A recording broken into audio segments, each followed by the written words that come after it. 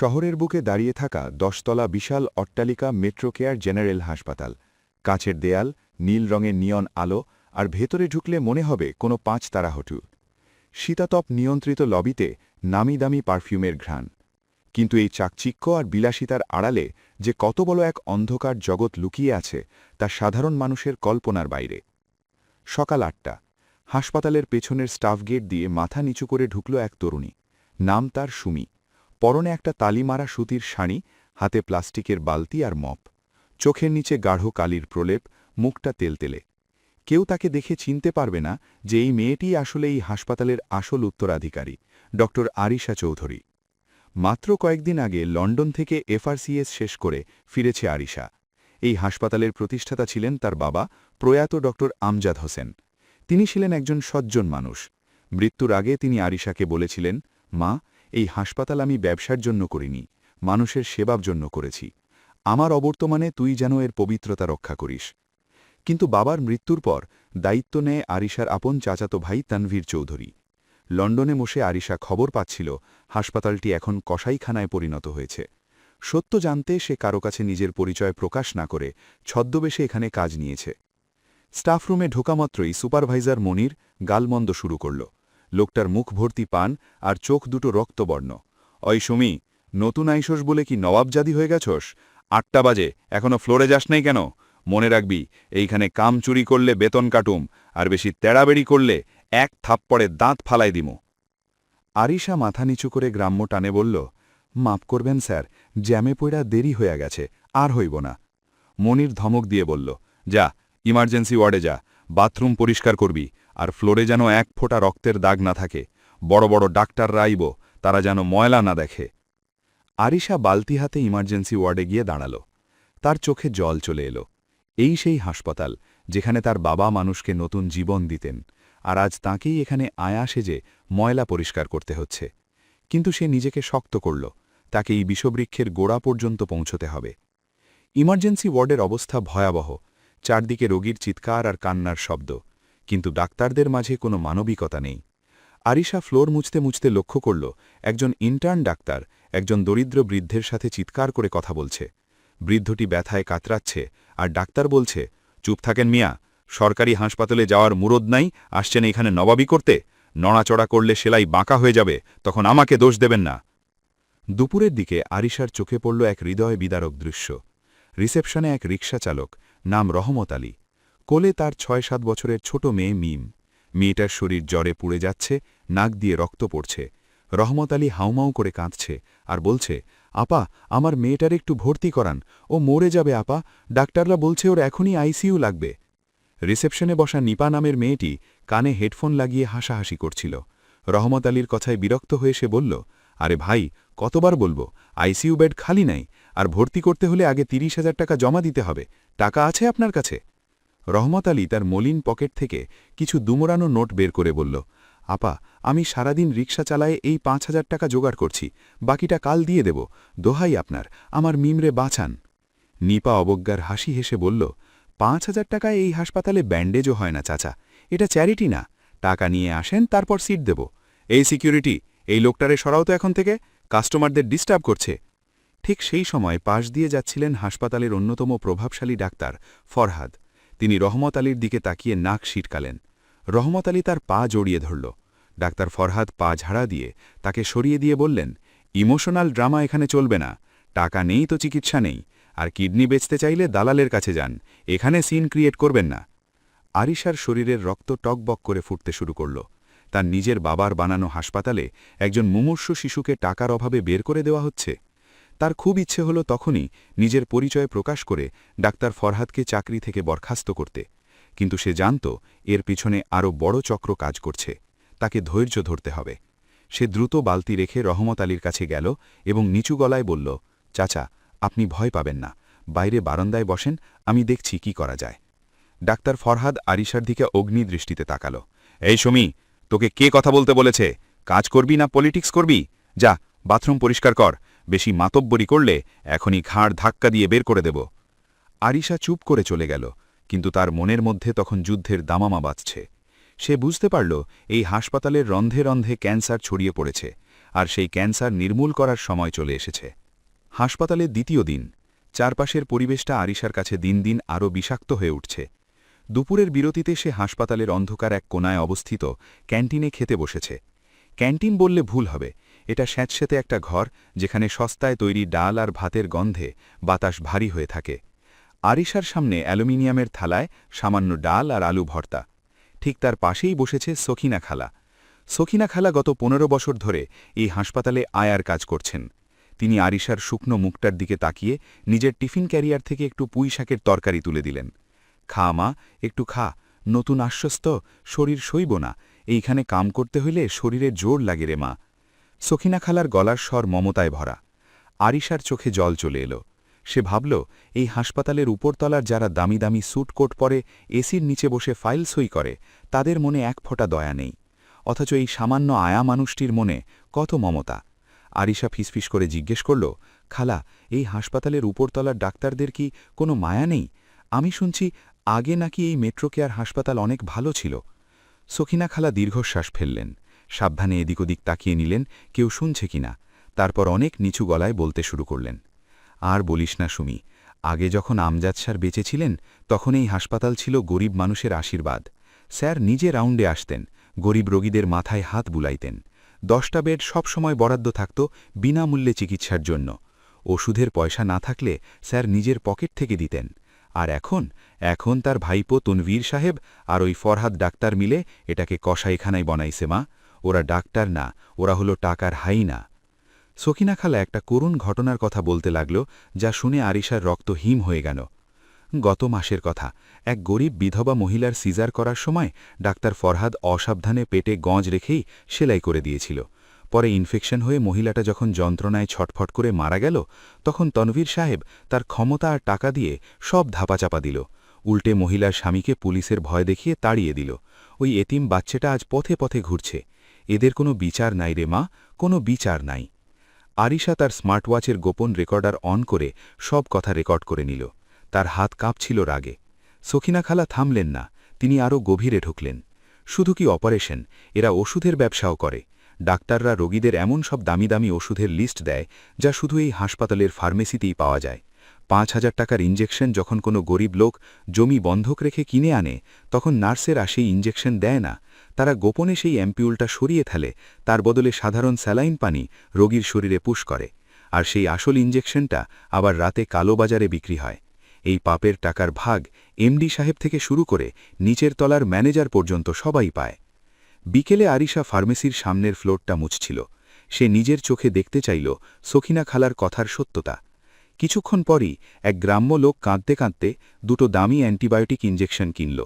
Counter থেকে ইঞ্জেকশনগুলো ট্রের উপরে রাখা হলো এবং সেটা ইমার্জেন্সি ওয়ার্ডের দিকে নিয়ে গেল senior nurse Shefali. Arisha mop হাতে পিছু নিল। সে আড়ালে দাঁড়িয়ে দেখল শেফালি অত্যন্ত চতুরতার সাথে ইঞ্জেকশন দুটো তার অ্যাপ্রনের পকেটে চালান করে দিল এবং তার বদলে 2টো সাধারণ স্যালাইন বোতল থেকে পানি টেনে ইঞ্জেকশন হিসেবে রেডি করল। আরিশা গোপনে তার ফোনের ক্যামেরায় এই পুরো ঘটনার ভিডিও ধারণ করল। সে ভাবল, এই প্রমাণগুলোই হবে এদের ধ্বংসের মূল চাবিকাঠি। বিকেল 4টে বাজার সাথে সাথে হাসপাতালের গেটে পুলিশের সাইরেন আর দামি গাড়ির হর্নের শব্দ শোনা গেল।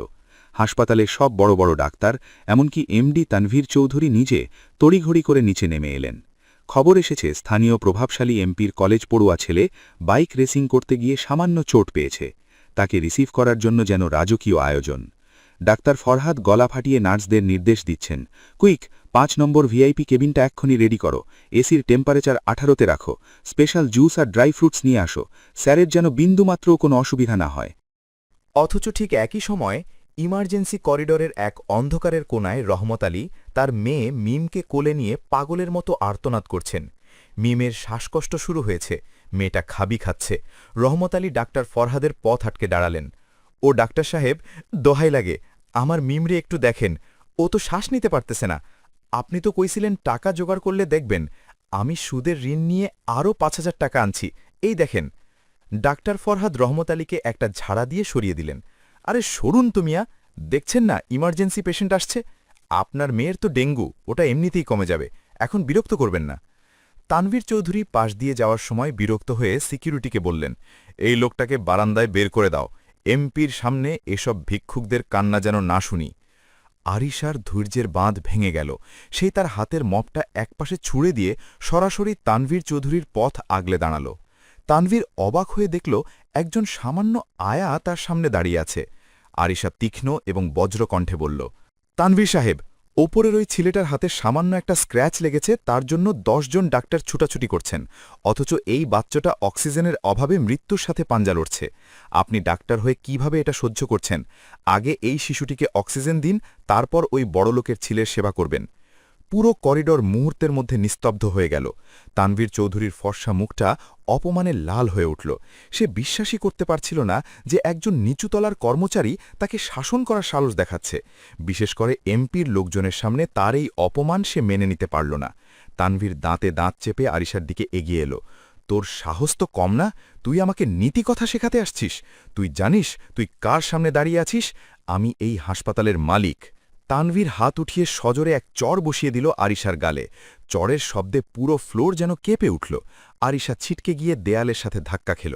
তার কান ঝা ঝা করছিল। ঠোঁটের কোণ ফেটে রক্ত বেরিয়ে এলো।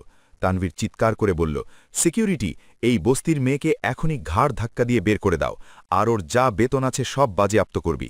এর মতো বেয়াদব মেয়েকে যেন এই হাসপাতালের ত্রিসীমানায় না দেখি। ডাক্তার ফরহাদ পাশ থেকে বিদ্রুপের হাসি হেসে বলল, স্যার, এদের মাথায় তুললে এমনই হয়। এই লো ক্লাস পিপলদের জন্য আমাদের মতো ডিগনিফাইড হসপিটালের মান থাকে না। আরিশা মাথা তুলে দাঁড়াল। তার গালে হাত দিয়ে সে স্থির দৃষ্টিতে তানভীরের দিকে তাকাল। তার চোখে তখন জল নেই, আছে প্রতিশোধের আগুন। সে মনে মনে বলল, তানভীর চৌধুরী, এই চড়ের শব্দ আজ এই করিডর পর্যন্ত থাকলেও কাল এর প্রতিধ্বনি পুরো দেশে ছড়াবে। আপনি জানেন না আপনি কার গায়ে হাত তুলেছেন। সিকিউরিটি গার্ডরা যখন আরিশাকে টেনে বের করে দিচ্ছিল, ঠিক সেই মুহূর্তেই রহমত আলের বুক ফাটা হাহাকার শোনা গেল। মা রে, তুই আমারে ছাইড়া কই গেলি রে মা? ওহ আল্লাহ, আমার মিম মরে গেল কেন? কেউ আমারে সাহায্য করল না রে। 7 বছরের ছোট্ট মিম অক্সিজেনের অভাবে বিনা চিকিৎসায় মারা গেল। রহমত আলীর সেই কান্নার শব্দ যেন হাসপাতালের কাঁচের রাজপ্রাসাদটাকে কাঁপিয়ে দিল। আরিশার চোখের কোণ দিয়ে এক ফোঁটা অশ্রু গড়িয়ে পড়ল, কিন্তু তার চোয়াল শক্ত হয়ে গেল।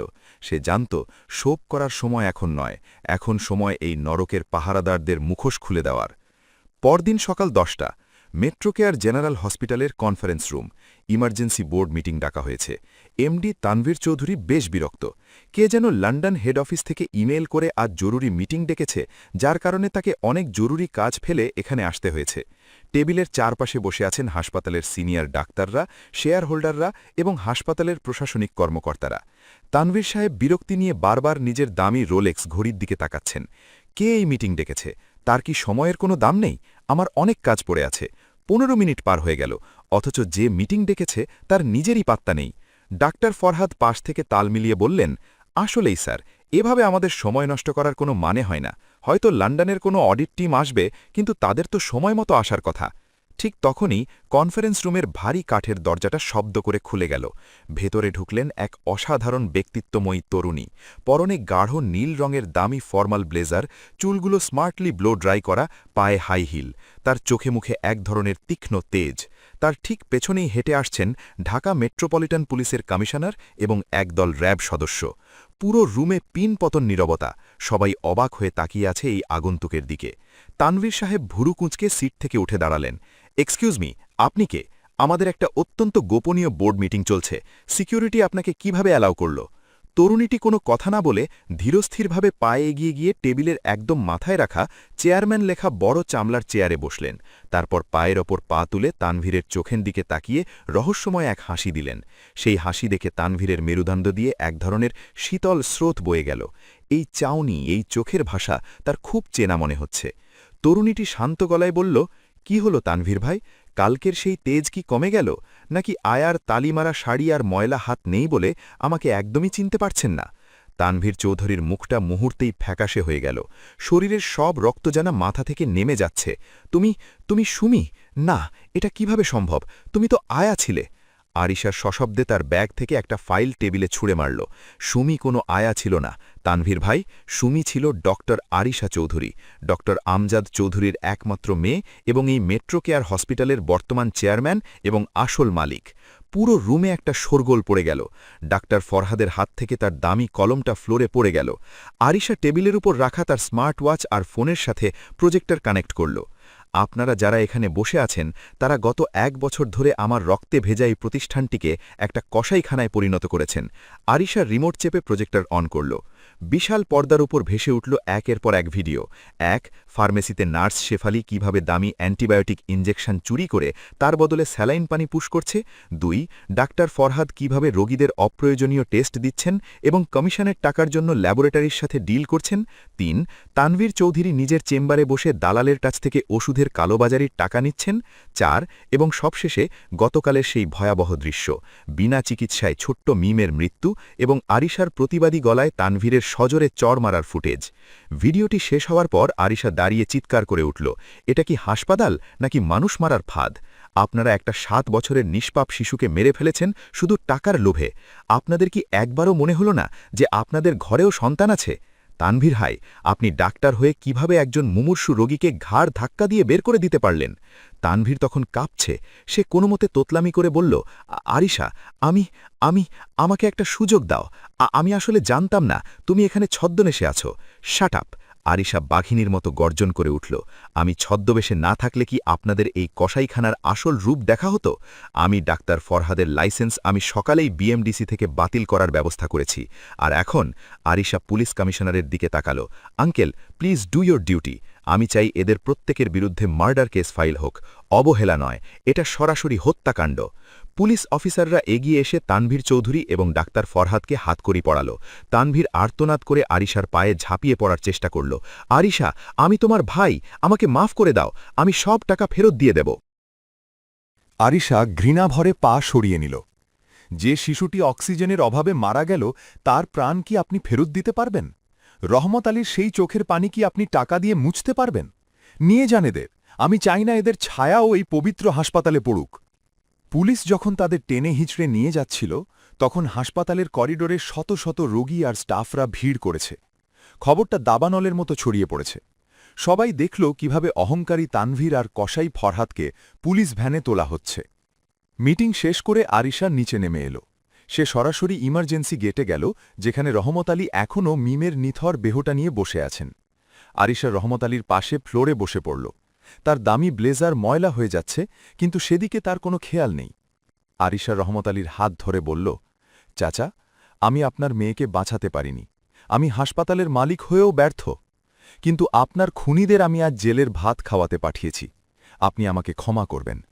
রহমত আলী ফ্যাল ফ্যাল করে তাকিয়ে রইলেন। এই সেই মেয়েটি যে তার জন্য চর খেয়েছিল, যে তাকে পানি খাইয়েছিল। রহমত আলীর চোখের পানি মুছে আরিশা উঠে দাঁড়াল।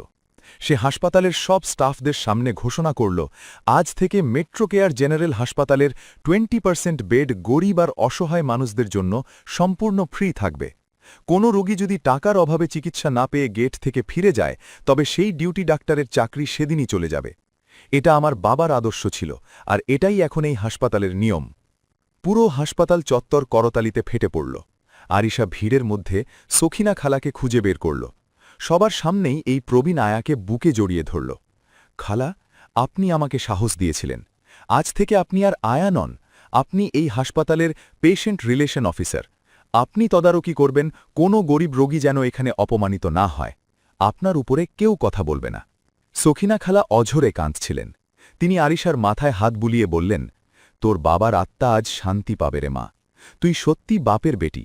তুই আমাদের মতো গরিবের ভগবান হয়ে আসছিস। সেই বিকেলে মেট্রো কেয়ার হাসপাতালের সামনে এক নতুন দৃশ্য দেখা গেল। রহমত আলীর মেয়ে মিমের নামে একটা ছোট মেমোরিয়াল ফান্ড গঠন করা হল। রহমত আলীকে হাসপাতালের আজীবন সম্মাননা দেওয়া হল এবং তার পরিবারের পুনর্বাসনের জন্য 20 লক্ষ টাকা অনুদান দেওয়া হল। সূর্যাস্তের লাল আলোয় হাসপাতালের কাঁচের বিল্ডিংটা উজ্জ্বল হয়ে উঠল। আরিশা তার বাবার ছবির দিকে তাকিয়ে মনে মনে বলল, বাবা, আমি তোমার স্বপ্নকে মূর্তে দেইনি। আজ থেকে এই দেওয়ালের ভেতরে শুধু ব্যবসায়ী হবে না, এখানে মানুষের প্রাণ বাঁচানোর লড়াই হবে। গল্পটি কেবল একটি গল্প নয়, এটি একটি বার্তা।